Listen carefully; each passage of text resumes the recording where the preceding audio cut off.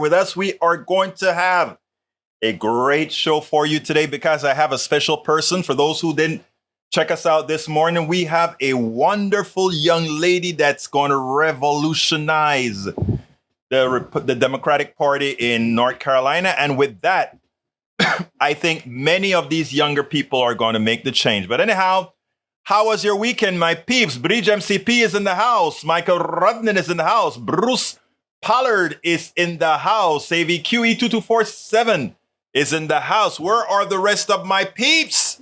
¿Dónde están nuestro personaje? ¿Dónde están? Estoy buscando mi gente. Mi gente, ¿dónde están? Where are my peeps? Anyway, I imagine folks are coming in. Yep, folks are coming in. There is Yvette. Avery Herod from Atlanta, Georgia. Melanie Keelan from Barcelona, Spain. Bridge MCP from Nueva York. Michael Rudnan from Nueva York. Bruce from Kingwood, Texas. E2247. Where are you from, brother E2247? I don't know where you're from. I just realized I don't know where you're from. Anyhow, I'm pretty sure you're going to tell me in a few minutos, en un próximo de minutos, me vas a decir de dónde eres tú. You'll tell me in approximate minutes, where are you from? Anyhow, let's see. Bruce says, este es las lunes y ni las gallinas ponen. Okay, all right. Carl Cox is also in the house. He says, don't wear Crocs. They're meaner than gators. Might turn around and bite your foot. Oh, I didn't know that. Just learned something that I learn every day. And of course, Tom C. just made it in. He said, peeping in today, hopefully for the whole show. You've been so darn busy, brother. Brother Tom C. But he says, Anderson Clayton, the youngest state party leader in the U.S., has a blue-collar blueprint. Anderson Clayton, 25, took over the North Carolina Democratic Party 3 months ago, aiming to reconnect with rural voters and engage the younger generation. Where have we heard that before? Isn't that something we've been talking about out here? It is like we must engage everybody. That's what, I'm going to be giving a speech at a Unitarian church, and that's going to be my motto. It's going to be, let's have conversations with absolutamente everybody, with absolutely everybody. Michael says, saw a mom and little kitten today for the first time on my way back home. Fed them, of course. They looked like a mini clone of each other. I think I'm going to go back there and feed them again shortly. Oh, I always knew you were a nice guy. I always knew you were a nice guy. E2247 says, Bush Show, hello relatives. Today's visit will be the greatest ever visit. Well, thank you there, sir. Bruce says, working the website, getting caught up. Anytime you guys see those columnists and so forth on our website, let's give the big thank you to Bruce, who, when he gets the time, he puts them up on the screen. I got a little choked up before I came on the screen.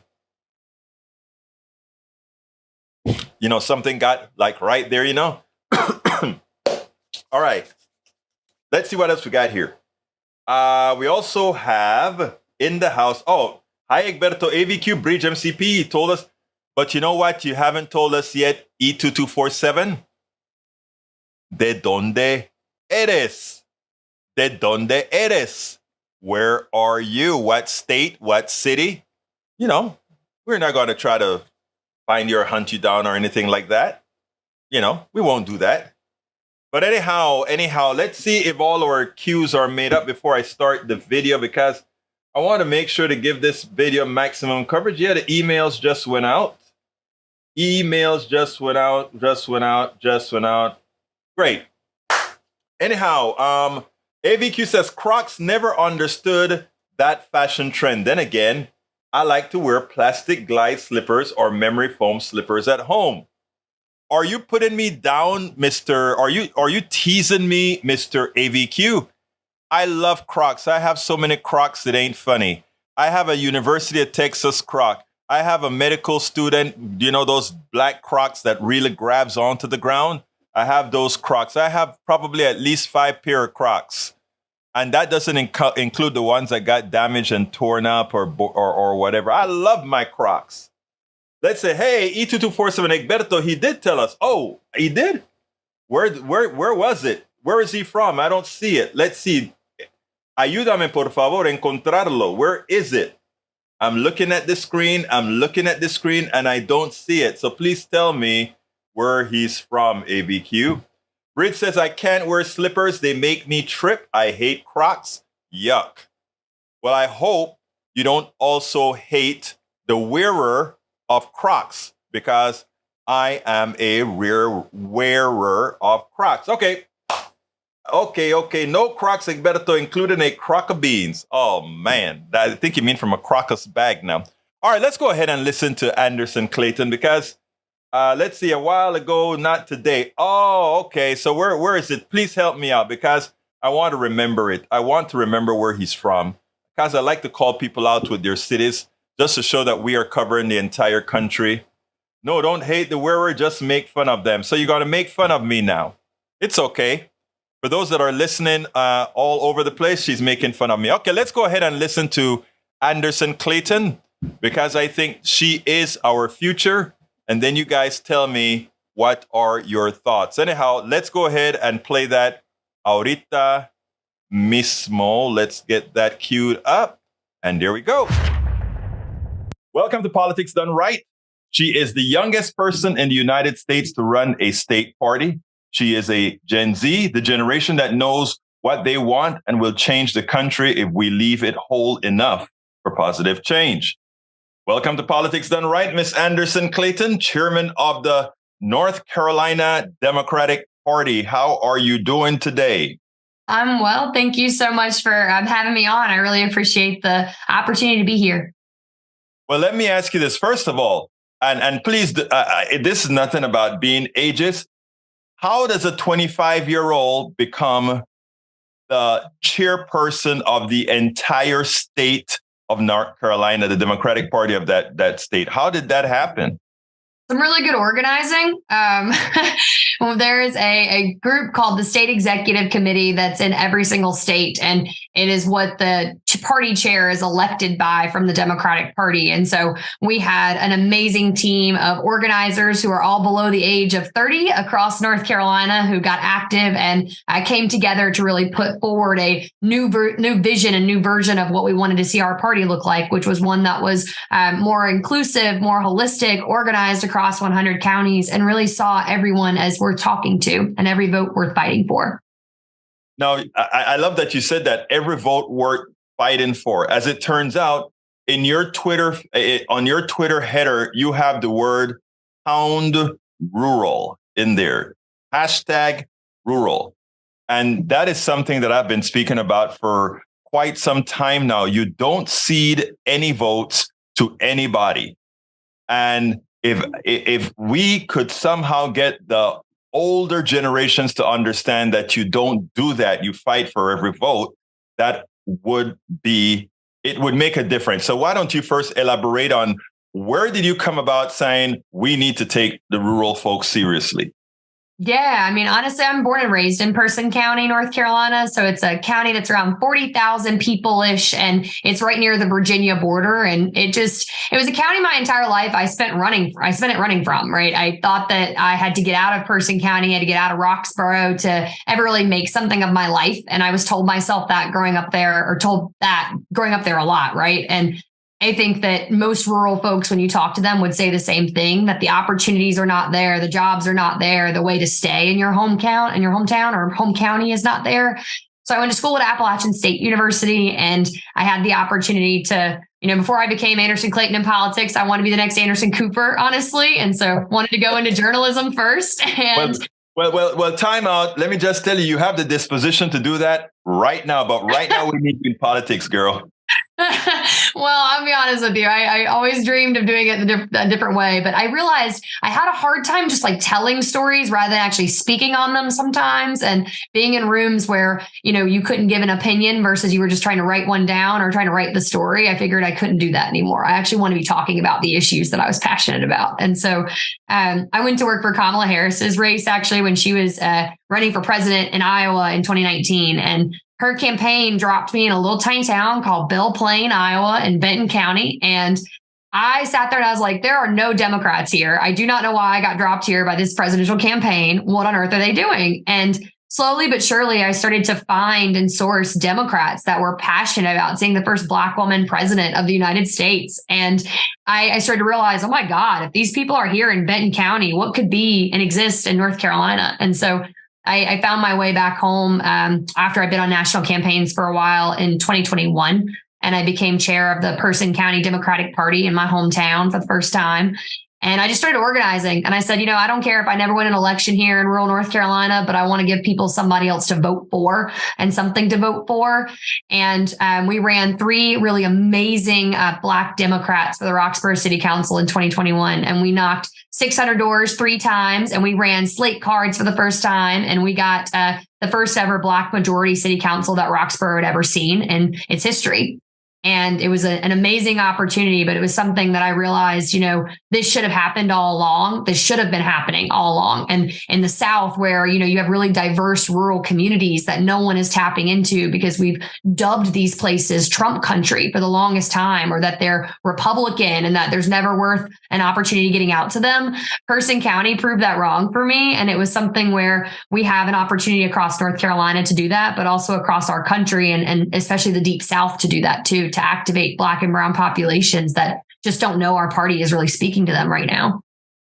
What is interesting is you said something that was so important, and I don't even know if you just ran through it, and I don't even know if you see or you heard what you said. When you talk about you like to speak in stories, it is so important that people don't speak in policy. People listen in stories. They like to know that they can instantiate something within themselves from some story that they've heard, and that we always talk policy creates a problem.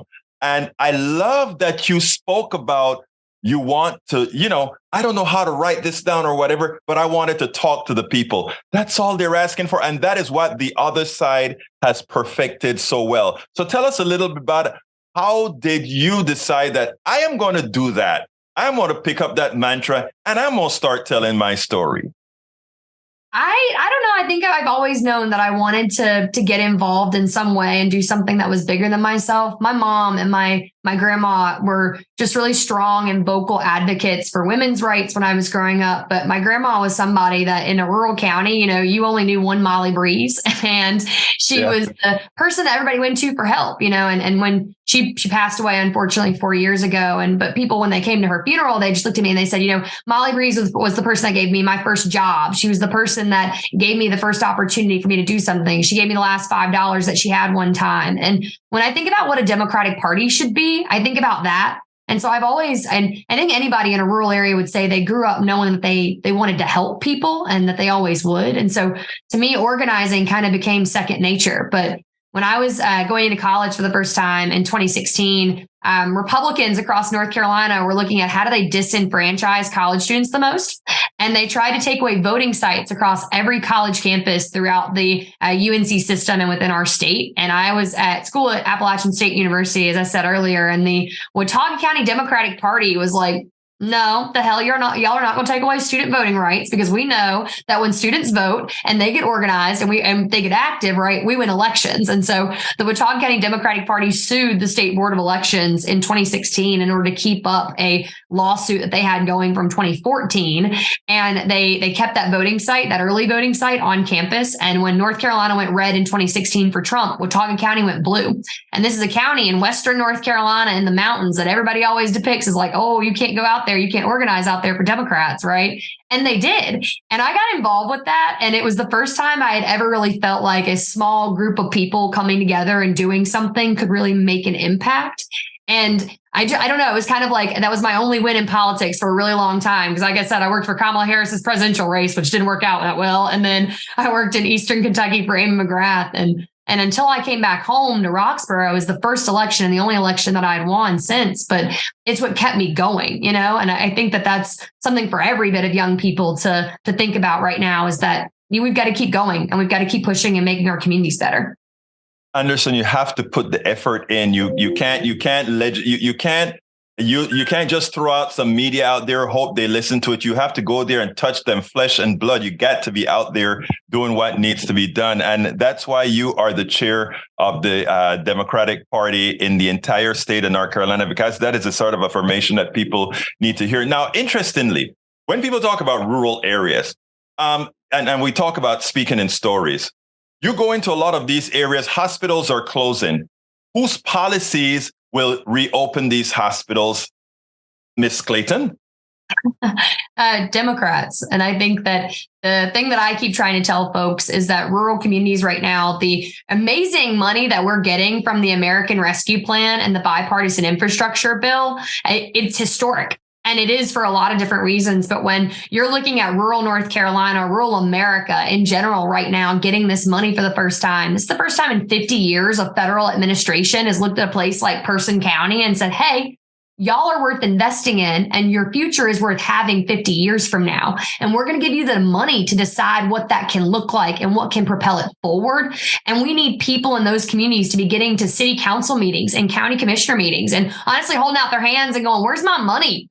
Where's my Democratic money that's coming down from the federal government right now? Because they're trying to bring our community back from the pandemic. They're trying to bring our economies back here. And with Joe Biden and the Harris administration, honestly, investing in manufacturing and bringing it back to being made in America again, right? North Carolina in 2007, when we had NAFTA passing and in every situation, like rural manufacturing closing, there was a huge decline in jobs and economic opportunity for families that existed all over rural North Carolina and rural America in general, for that matter, too. But and I just think like Joe Biden's administration is saying, no, we shouldn't have done that. You know what I mean? We shouldn't have made it so that we destroyed economies with that. We should have made it so that there was always a revitalization turn point for rural places. And it's just a neat opportunity right now to be able to say that. And so everywhere I go, I'm trying to tell people, Joe Biden believes in your future. Like, that's why we need him to be president.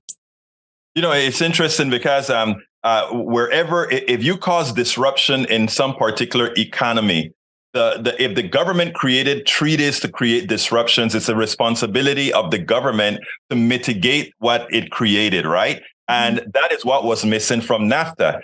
I don't know if you get into this, but one of the great parts of the Medicare for All plans that we have, wanting to give everybody health care, is as we displace insurance agents, as we displace all these other forms that jobs that would be lost with having a efficient, coherent system, there are ways to mitigate for that. In other words, it's not one for the other. Why is it that we don't have Democrats out there telling that story the way you are able to go out there and tell the story city by city, town by town, community by community? I trust that is what you intend on doing and building back the Democratic Party in North Carolina. Yeah, I mean, I think that our party, when you look at, and I use Barack Obama a lot as an example, because I think that was really the last time that the Democratic Party actually did sort of a mobilization drive to get people back involved with our party, right? Like his campaign was energizing. It brought folks out from every walk of life to get involved. And we really haven't seen that type of energy since in our party. And I think we have to question why that is. And, you know, Barack Obama's campaign did what no other one has done. And I feel like they had somebody everywhere. They organized everywhere. They had somebody everywhere you turn with a clipboard that said, are you getting registered? Like, are you registered to vote right now? Because we want you to be involved with this process. So we have to call more people into what we're doing. We have to train more people about how to talk about these things, because I also think that, you know, right now, folks don't know. And I had someone the other day that came into my office and they were asking me, they said, Anderson, you know, I can't get Joe Biden's $35 a month insulin. And, you know, the one thing that stuck out to me is they said, oh my God, that man just called it Joe Biden's $35 a month insulin. That's amazing right there. But the second Imagine that. Yeah, imagine that, right? But like the second thing that he said, though, was also important, is that he couldn't access it right now. And he didn't know what drug company he needed. It's like, and it's for his wife. His wife is on insulin and she's still paying $500 a month for it. And he said, you know, how do I go about accessing this? And so we were able to connect him with his Democratic state legislators. We were able to say, you need to go back and ask your doctor. Are they actually using Eli Lilly, who is the one that the Biden-Harris administration partnered with to make this happen? But there's still some things around that I'm like, we need to be doing this. If that one person person's got this question, there's a lot of other people that have to have this question too, right? And right now we need to have the Democratic Party out there helping educate folks on how to access this and really making it accessible for folks. It's the same way I feel about the affordable connectivity program too, in that sense. Excellent. Let me give you a quick answer about one thing as far as why didn't we continue with, let's say, OFA, etc.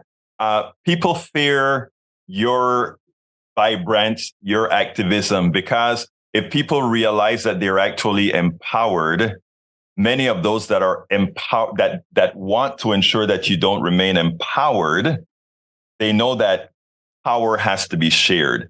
And what you're promoting there is what a Democratic Party really should be about. And that is power sharing, not only power sharing, but an equitable, we're not looking for equal. We're not looking for everybody to be the same. We're looking for equal access to success, equal access to success based on what you want. Now, the last question I always ask is, what would you have liked me to ask you that for some reason I didn't? Oh gosh, I don't know.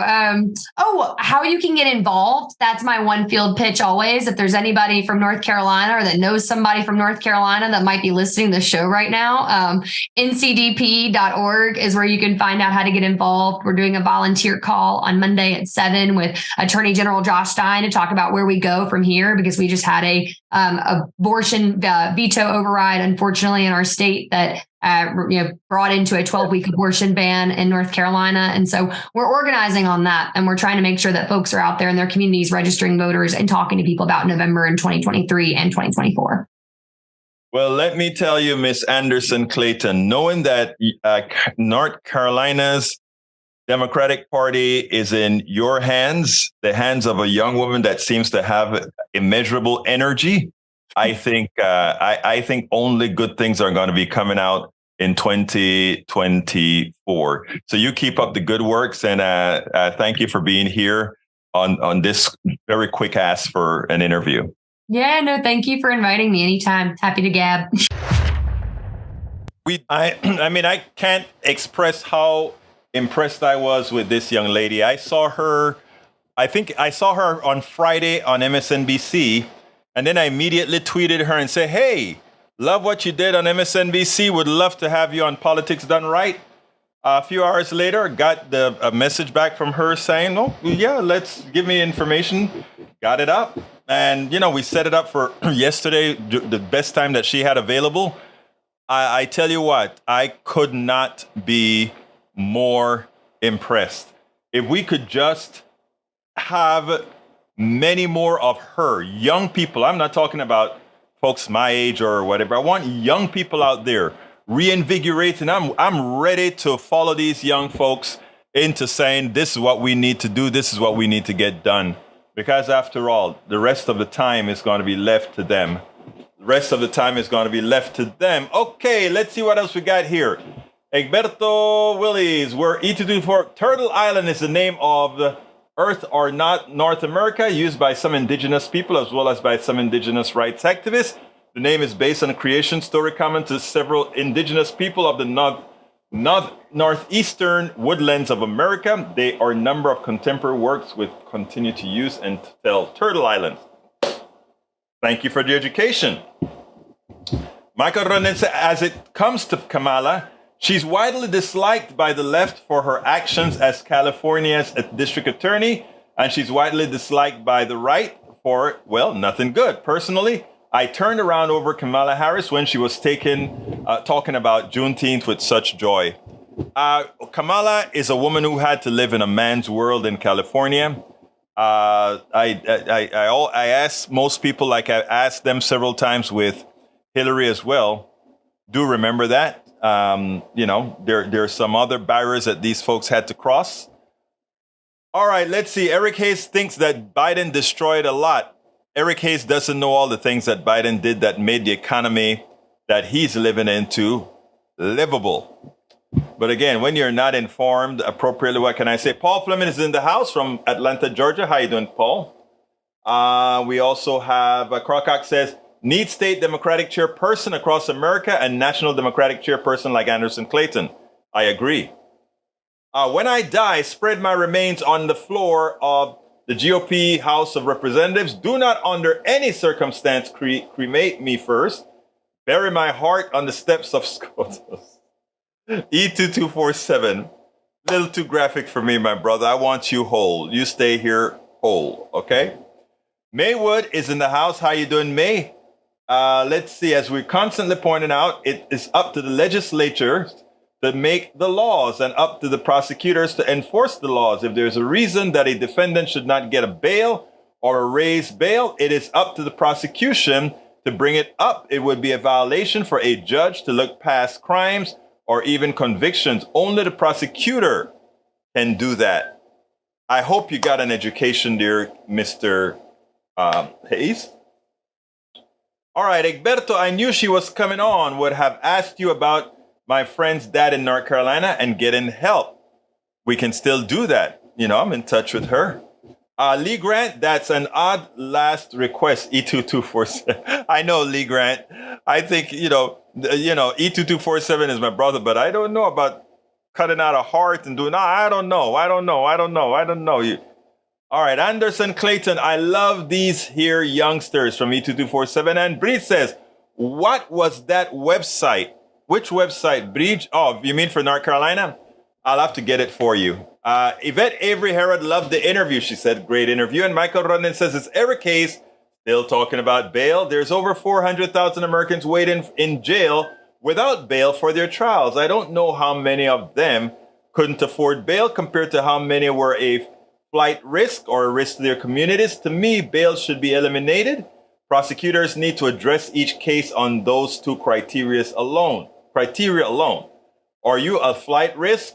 Are you a danger to your community? The answer to those two questions determine whether release or remand. I think that's only logical. I think you're absolutely right. You see, remember, everything we do in America is based on cash, right? In other words, what they want to say is, if your money's tied up, you're not likely to run. Well, if you think you're going to be put away forever, money or not, you're going to run. That's what happens. Tom C. says, Florida Governor Ron DeCon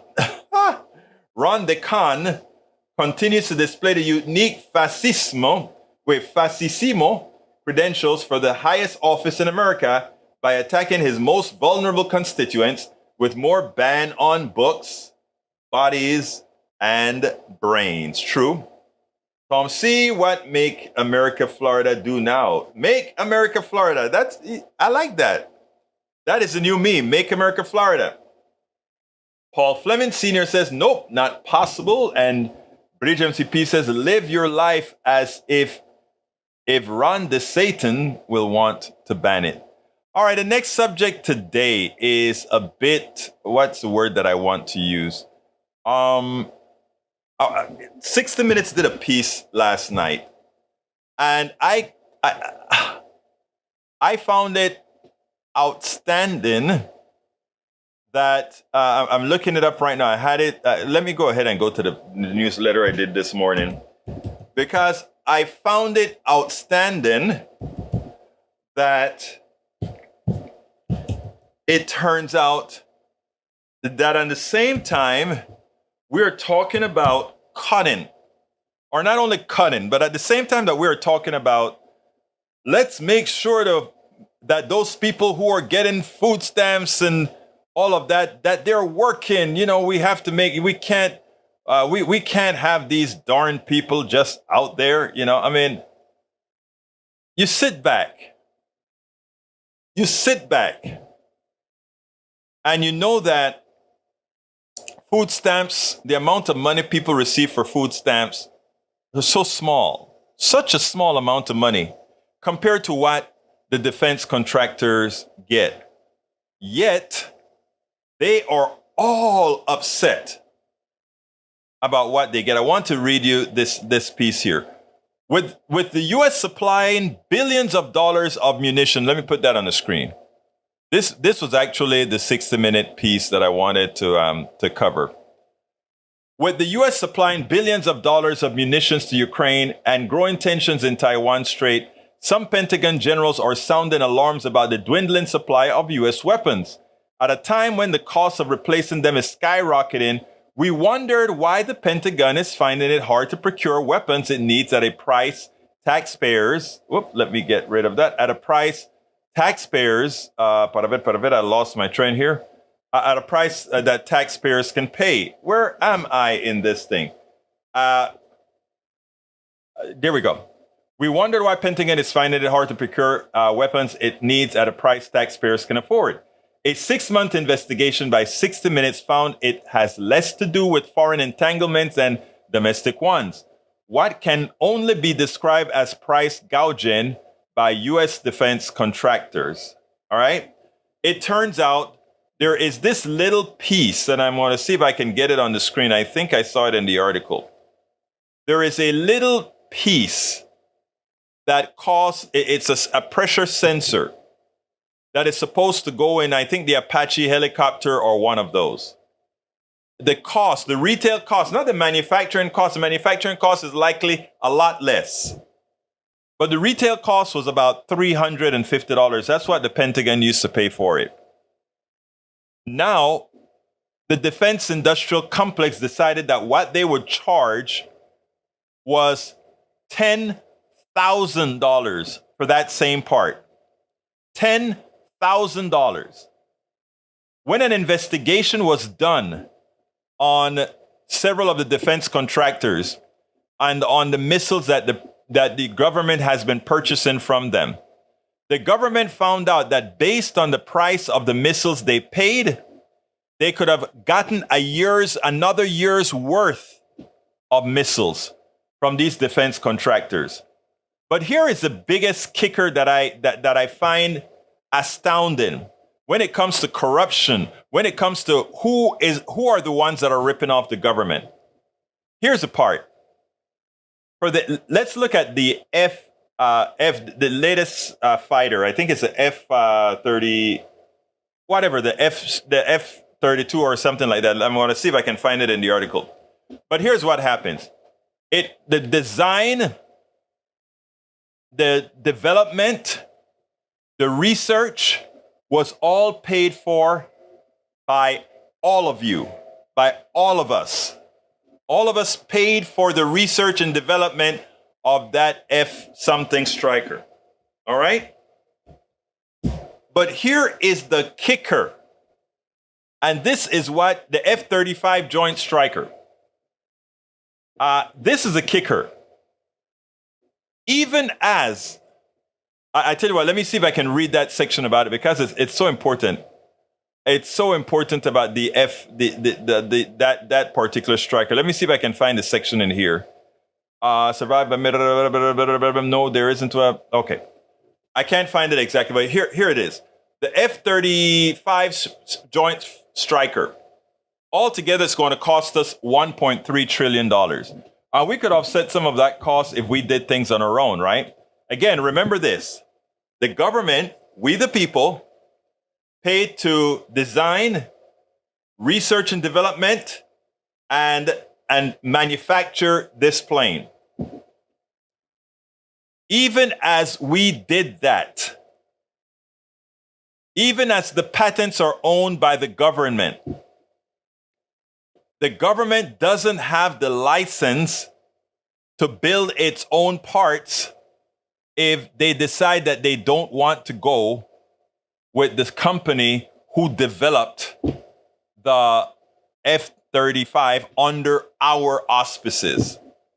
I want you to understand what we're talking about here, which this means that there is a company who has a monopoly on this new F-35 Striker that can charge us whatever they want, which they always charge us whatever they want.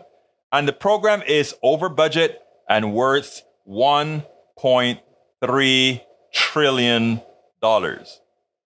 And here we have Republican senators wanting to increase the defense budget further to pay for these overpriced parts and etc., instead of creating laws that prevent these capitalist thugs from cheating us out of the products we paid them to develop.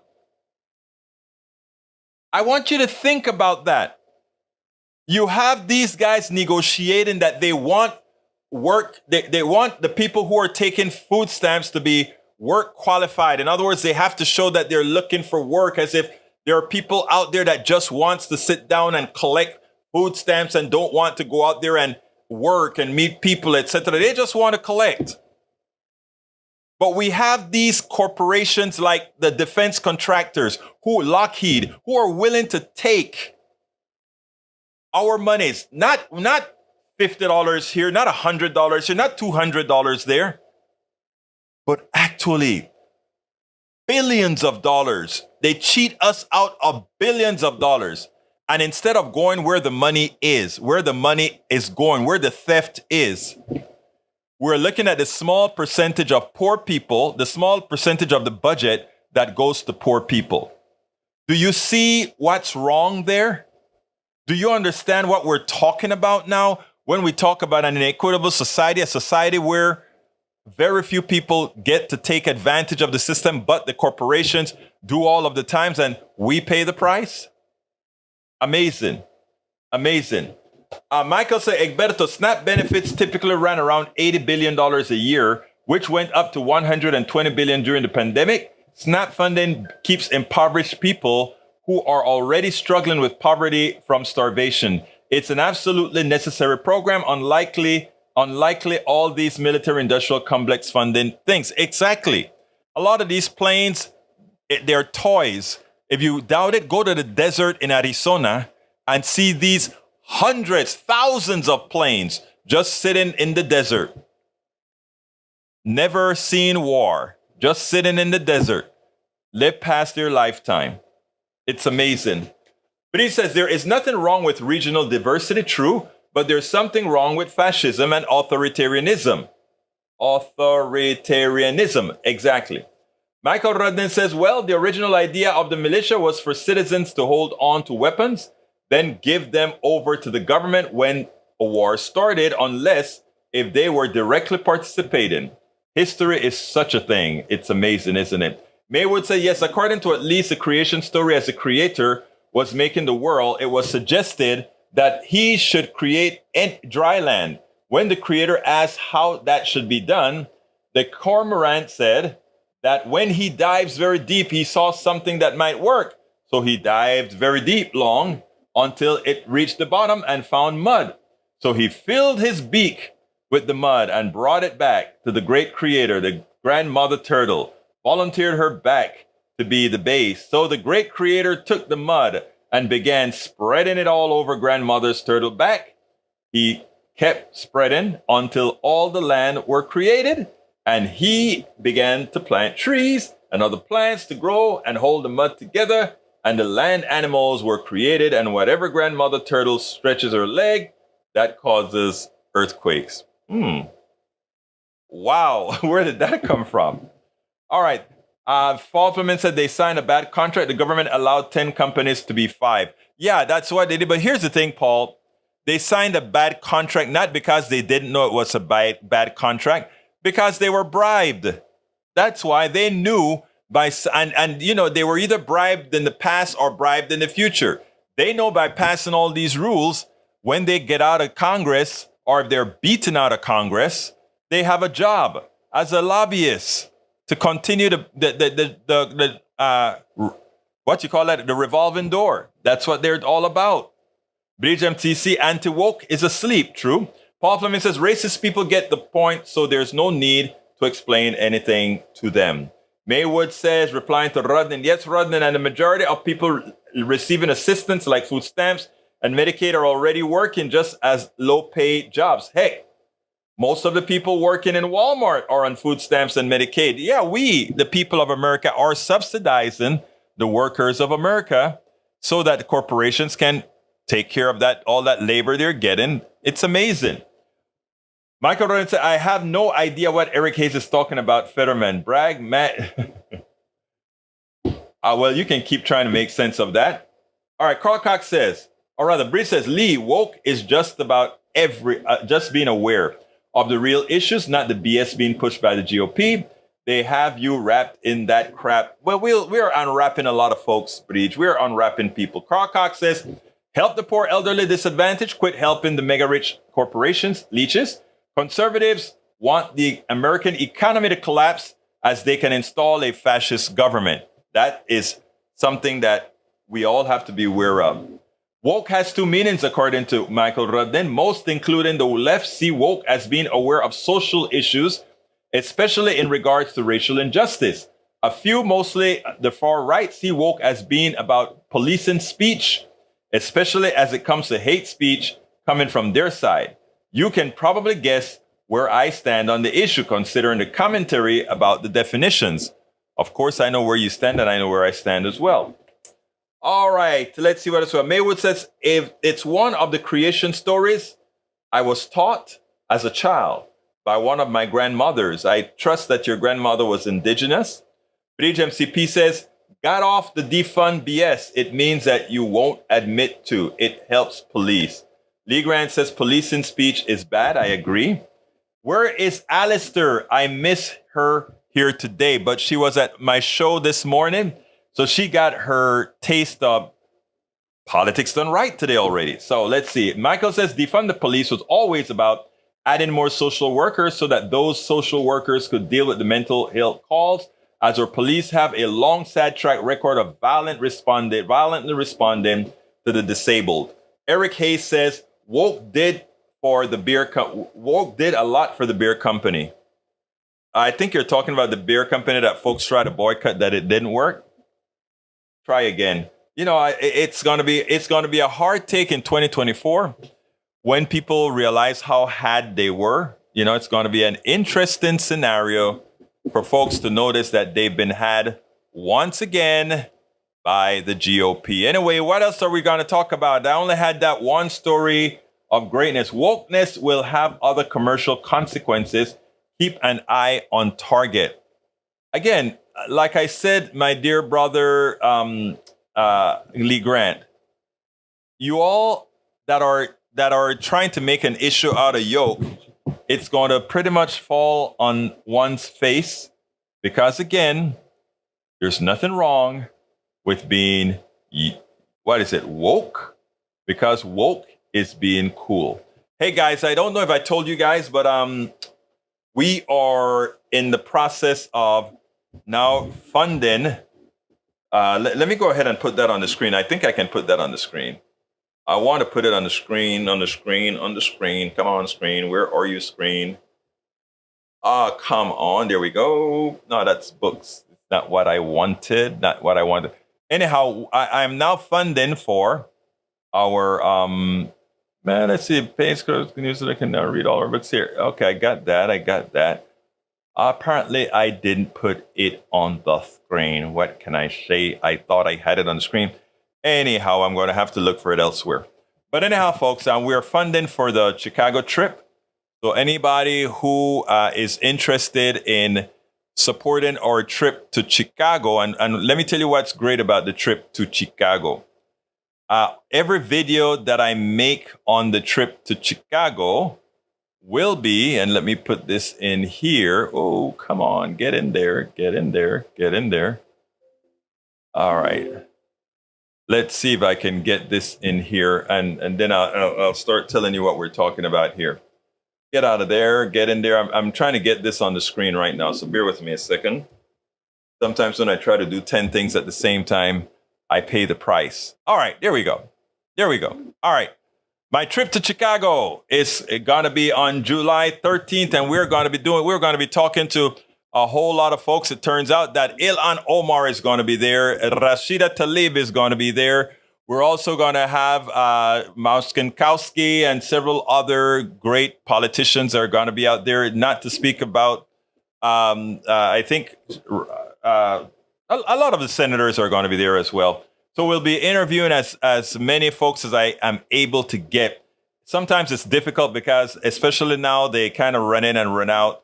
So I'm going to have to do a lot of mechanics to get these people at the table. But as you can see, that was my setup last year, right next to Free Speech TV and Daily Coast Radio on my right side there.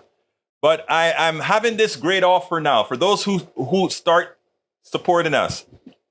All supporters are going to be, I'm going to have a scroll at the end of the, let me go ahead and put this in the feed as well. You can support it by going to that link there. But anyhow, all people who support our trip to Chicago will be listed as producers, producers, creditors, not creditors, supporters, co-producers at the end of every video. I usually do anywhere between 30 or 50 videos, of different interviews. Your name will be listed as, supporters, producers in perpetuity. Also, inside of the description for where we put it on YouTube itself, it will also have your name listed as supporting independent radio, to get these things out. Donors who give $100 or more, they're going to get a searchable page on our internet, on our Politics Done Right page. Of course, we got to approve that because we don't want anybody coming onto the page and put in something that is not cool. $200 donors are going to get an embroidered polo shirt and everything the $100 donor gets and everything the regular donors get. So I ask you kindly, for those of you who have the wherewithal, support the trip to Chicago. I ask the support for Chicago, support for Netroots Nation every year. And the reason why, again, it's expensive and it comes out of the domain of what we do here. So we try to offset as much of our costs as possible because it's fairly expensive to do what we're doing to go to Netroots. Even though I'm on Radio Row as media, still have to get there, still need a couple of mics, etc. So I hope those of you who are able to, the first 20, thank you for saying that. The first 20 donors of 35 or more get an autographed copy of It's Worth It, How to Talk to Your Right-Wing Relative Friends and Neighbors, as well as a Politics Done Right bumper sticker. So I want to make sure that as you contribute to the Chicago trip, that you also get something in return, recognition, T-shirt, depending on the amount you give, and a copy of the book. So what can I say? That is what we do for independent media. That is how we fund independent media. If you notice right now, I feel like a pitchman because for the last few couple of weeks at KPFT, they have me pitching. So I'm having to write the show at the same time that I try to fit some pitching in there because my show at KPFT has to raise $250 every hour that I'm on. That means $1,250 a week I have to raise at KPFT. And of course, I still have to raise money to continue doing our Politics Done Right in general. So the last few weeks have felt like we got to keep this thing going. But anyhow, you get it. All right, Lee Grant says, be careful in Chicago. Carnival in Tinsley Park canceled after flash mob of teens start fight. All right, Lee Grant. Chicago is a fairly safe city. Likewise, is New York. All these cities are safer than these cities in red states. Okay, look it up on the map. You'll see it. Look it up on the FBI statistics. You'll see it. Please, don't let Fox News scare you to death. So anyhow, folks, please consider, let me put the link in there again. Please consider supporting the trip to Chicago as best you can. And please share. Tell folks that you know, hey, support this independent media guy who does this entirely on a volunteer basis. We don't do what others do in this business. You support what we are doing. You support what we are doing. So I ask you again to go to that website that I just gave, the MailChimp that I just gave you there, to support the program. Gonna go early. Hard to read these woke and joke craps. Wake up, woke is fine. Thank you so kindly for being here, Bridge MCP. Love you, girl. I understand sometimes it drives you crazy, but you know what? You don't have to take it because I am here to do so. All right? I'll take all the anti-woke stuff from you. Anyway, folks, anything else anybody wants to say? Anybody want to call in? 281-823-7747. I would love to hear from somebody. Again, 281-823-7747. Anybody want to call in and tell me your piece? Say what you want to say. Give me your thoughts. 713. All right, the 281-823-7747. But he says, thank you for the show. I say, you're welcome. Tomorrow, I have another interview that I think you guys are going to love. It's about coming together. It's somebody that that does this for a living. I met this guy in New York at a conference that we had. I think you guys are going to like the program for tomorrow. All right, folks. Anyway, 281-823-7747. I'm calling it once. Otherwise, I'm going to have to close the show. Anybody want to call in and make a comment? Anybody want to call in and say hi? Anybody want to call in to test it out for me? Anybody want to call in and say whatever we need to say? For those of you that are on podcast, the numbers are only valid during the show while it's live. Again, 281-823-7747. Bruce Pollard said, do you look at budget alternatives? Budget alternatives. Actually, no, I did not look at budget alternatives for a specific reason.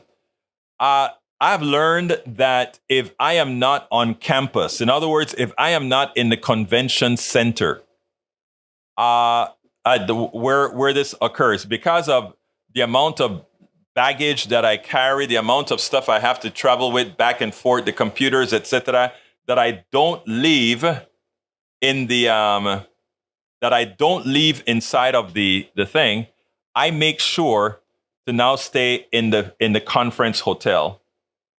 Oh, federal budget. You're talking about the federal budget deficit. Let me tell you, a friend, well, it's now my friend because we're all going to go to coffee. He said he was, thank you very much. Thank you so kindly. Thank you so kindly, brother. Michael Rudden just donated to the fund. I appreciate it, Michael. Anyway, folks, listen to this. Make sure to get your book out. Here's the deal. Folks. There are a lot of people that are putting in objections to what the 14th Amendment is saying, right? All the people that used to be literalists now are trying to find all the possibilities why the 14th Amendment should not be used to take care of the debt. And by the way, Bruce, I read what our friend sent, and it doesn't apply really. I know they would, even Janet Yellen would want to say it applies. Here's the deal.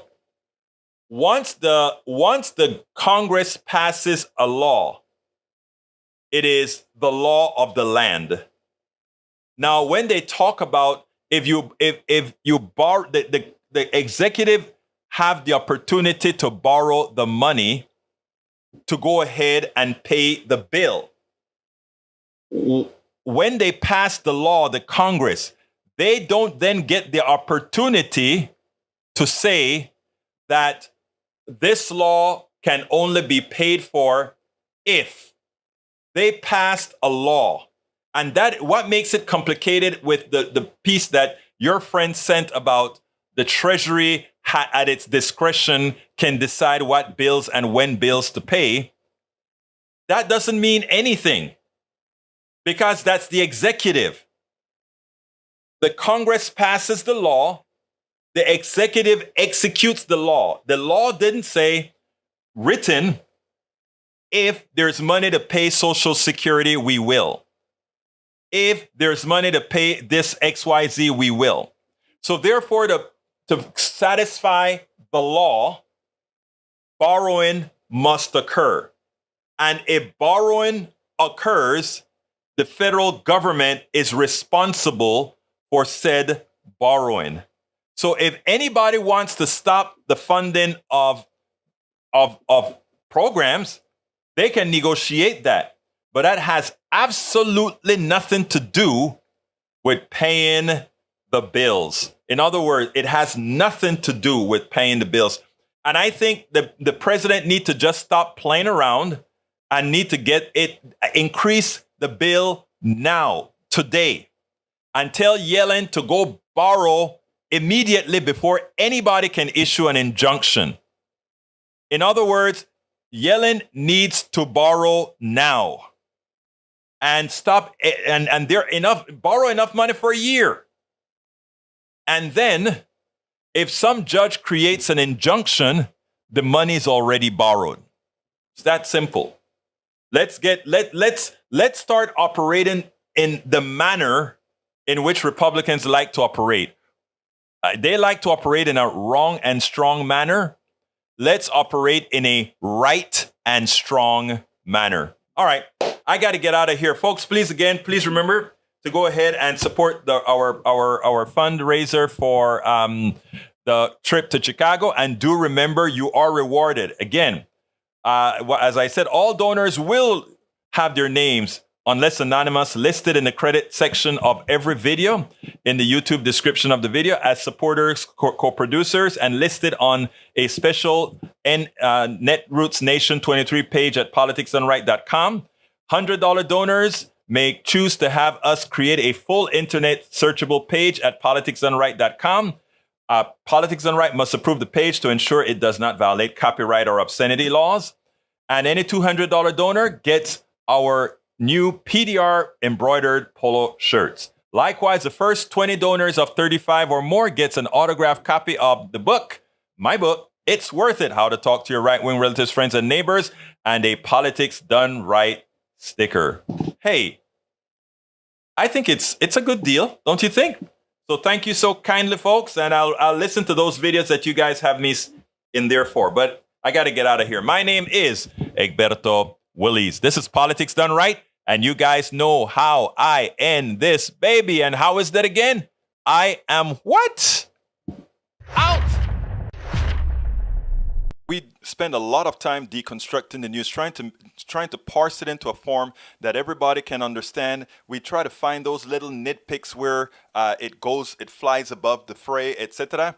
If you really like these videos that we do, I want to ask a big favor. Please go ahead, number one, subscribe to our channel, and number two, please join if you can. Thank you so kindly for watching. Keep watching. Please remember to share. We must populate the entire internet with our progressive message, a message that we know is what most Americans say that they want. So help us, please join.